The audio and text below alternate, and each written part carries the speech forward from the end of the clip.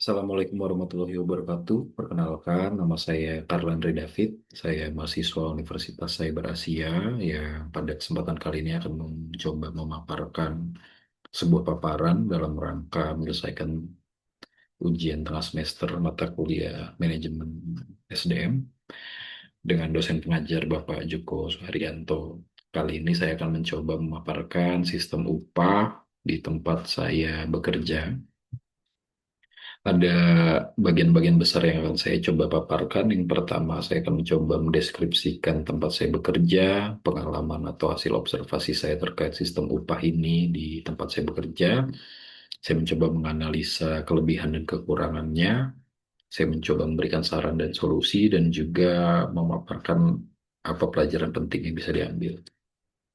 Kita lanjut. Saya mencoba mendeskripsikan tempat saya bekerja.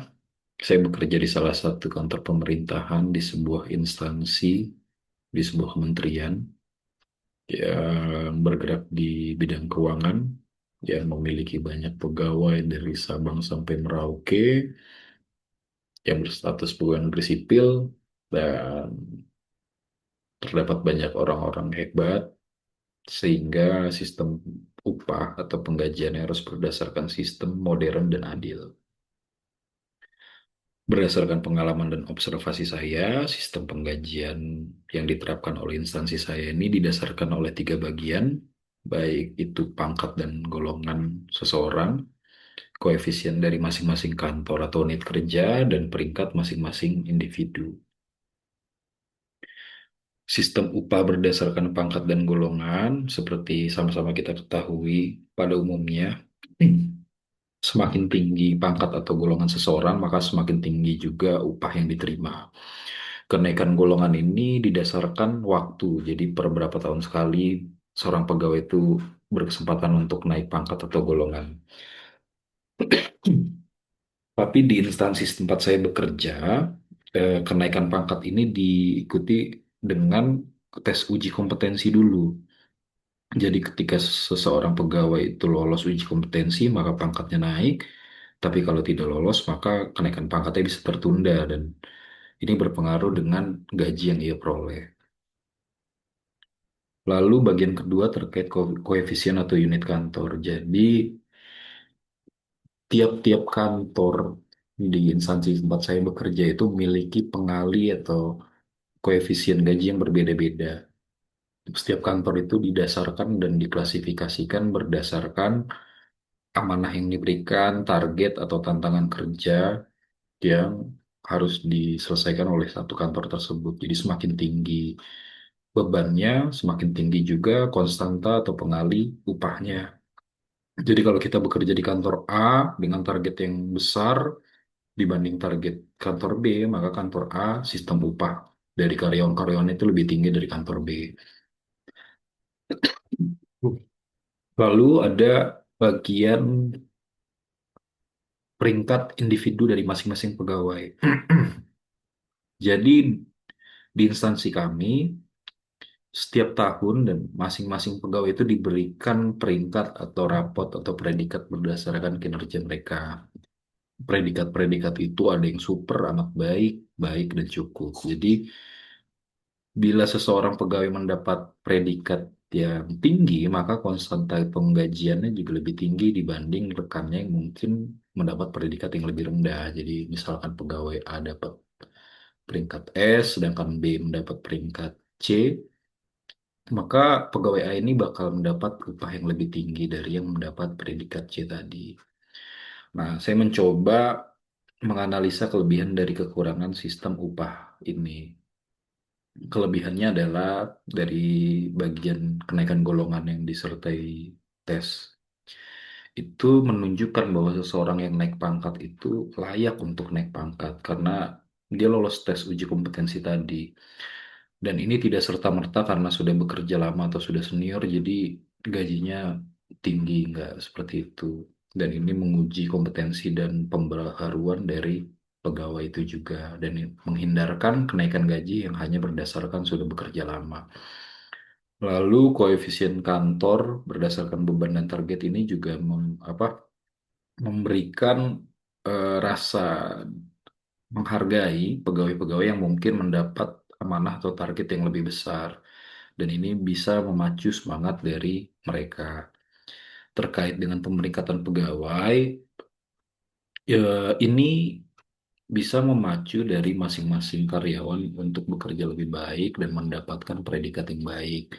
Karyawan yang sudah bekerja dengan baik pun bisa merasa dihargai dan mendapatkan reward, dan mungkin secara sudut pandang unit atau organisasi, pegawai-pegawai yang tidak perform pun eh, bisa diberikan semacam punishment. Tapi saya menangkap bahwa sistem upah ini bukan sekedar eh, reward and punishment, tapi lebih ke memacu kinerja yang lebih baik aja kalau menurut pribadi saya. Lalu kelebihan lain dari sistem pemeringkatan pegawai ini adalah masing-masing punya kesempatan untuk memperbaiki kinerja masing-masing. Jadi, kalaupun tahun ini misalkan seseorang mendapatkan peringkat yang kurang baik, maka di tahun depan dia juga masih bisa mendapatkan peringkat yang lebih baik lagi dengan memperbaiki kinerjanya, karena pemeringkatan ini berlaku selama setahun gitu. Tapi dari kelebihan-kelebihan yang tadi saya paparkan ada juga kekurangannya, bahwa pertama, pemeringkatan pegawai ini tentu tidak 100% bisa memuaskan semua pihak. Jadi, kalau ada seseorang yang merasa sudah bekerja dengan baik tapi predikatnya kurang, maka tentu mereka bisa demotivasi juga. Lalu, tidak semua individu itu bisa mendapatkan predikat S. Jadi, tetap akan ada yang diberikan predikat A atau B atau bahkan C, dan ini kalau ditanggapi negatif bisa menjadi sebuah kecemburuan. Dan penilaian ini dilakukan oleh pimpinan sehingga mungkin bisa terjadi penilaian berdasarkan subjektivitas, dan ini tentu tidak baik. Lalu dari bagian koefisien kantor, bila terdapat pegawai yang beban kerjanya mungkin tidak tinggi setinggi kantor lain dan mendapatkan koefisien yang didasarkan beban kerja, tentu mungkin akan mendapatkan rasa kecemburuan atau rasa perbedaan, padahal mereka bekerja di instansi dan lembaga yang sama gitu. Lalu solusi-solusi yang coba saya tawarkan adalah terkait pemeringkatan. Pertama, penilaian harus dilakukan dengan sangat objektif dan transparan dan terus transparan, sehingga pegawai-pegawai yang bekerja di sana pun bisa menanggapi itu dengan fair. Lalu penilaian-penilaian ini atau sistem penggajian berdasarkan koefisien kantor atau bahkan tes kompetensi itu harus dikomunikasikan dengan baik, dipegang dan dikomitmenkan bersama-sama gitu. Pelajaran penting yang bisa saya ambil dari apa yang saya paparkan hari ini adalah satu, perbaikan sistem itu harus dilakukan secara berkesinambungan, harus ada evaluasi karena perbaikan itu tidak cukup dilakukan satu kali. Sistem juga harus mengikuti perkembangan dan masukan-masukan tentunya. Lalu sesuatu yang baik atau adil buat kita belum tentu baik untuk orang lain. Oleh sebab itu perlu yang namanya komunikasi, komitmen, dan keterbukaan. Itu saja paling yang bisa saya sampaikan. Semoga ini bisa menjadi pelajaran yang berharga buat kita semua, terlebih buat saya pribadi untuk lebih tajam lagi dalam menganalisa